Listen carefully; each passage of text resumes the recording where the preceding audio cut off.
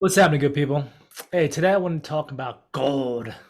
Yeah, the big God. I had a story I shared a little bit ago, past videos. I can't remember which one, um, but it was a story about one of my encounters as a young adult, young kid, actually, really. Um, but it was about basketball. I know. So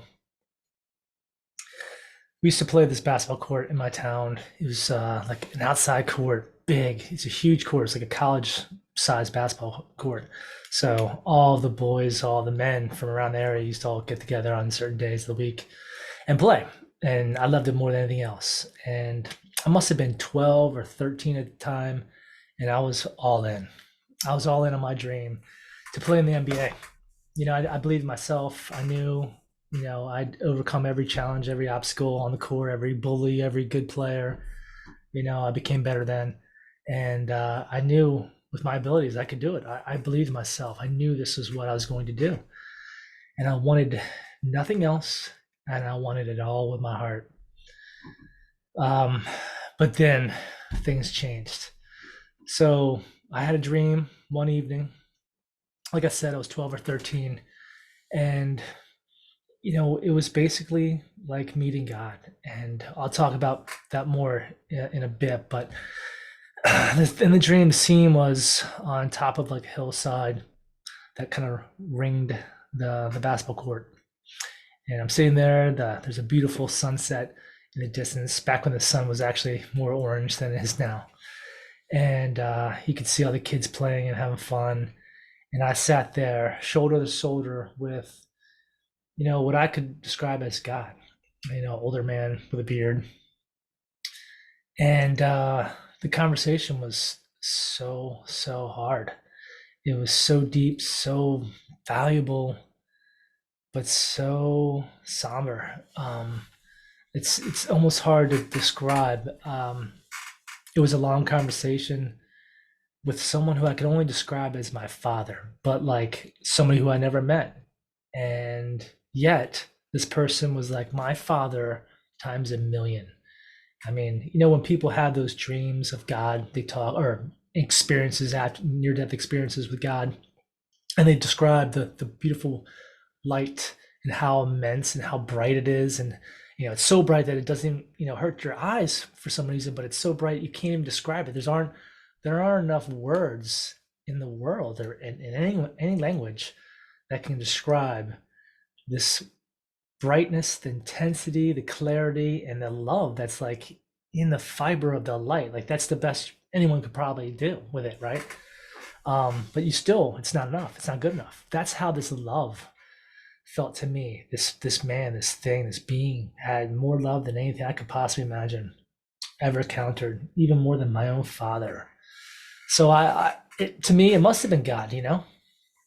Um, but people talk about spiritual awakening and spiritual experiences and how amazing they are, and it is. They are. They'll shape you the rest of your life, and most of them are very powerful. And I can't say this wasn't beneficial to me, but I'll keep it real. It hurt me so bad. To this day, when I think about it, I almost get choked up because it it almost ruined me. I mean, I'm 13. I have nothing else in my mind or my heart except for this one singular goal that I know I'm good enough for. And I'm told no, it's not going to happen. Sorry. Better luck next time. More was shared with me, but that's the only thing I was allowed to remember. Everything else is like it was told to me in the cloud. So what good was it? To me, when I look back, I'm like, it left me with a hole in myself that I started to fill later on in life with other things.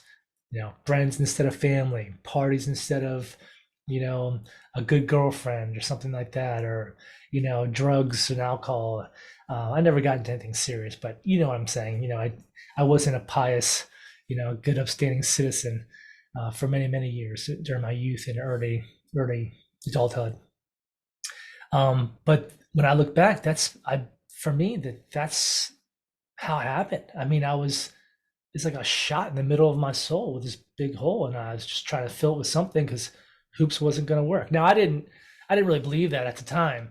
I still chased my goal and chased my dream and gave everything I had. But there's certain events that happened over and over again that just it was too perfect for things to happen the way they did, always at the wrong time, and things just never took off, never took off. And again, looking back, it seems like it was on purpose. Like every time there was an opportunity to do something great in front of a scout or in a Division I school, something would happen, and I would fail. Basically, long short, I would fail, and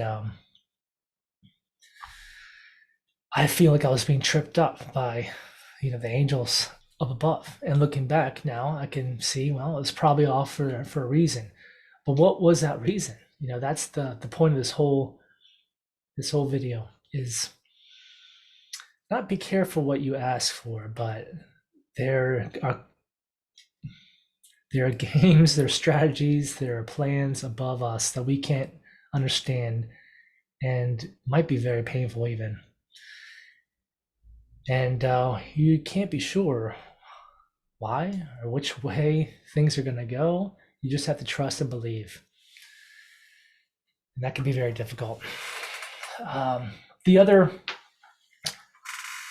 add on to this, I guess I would like to say, is when you finally do get that inkling or desire or direction to follow spirit and to follow these little urges, these little signposts that are given to you, when you finally make that commitment, don't be discouraged if what you think you were being led to or told to or urged to do doesn't pan out, or that really wasn't your final destination.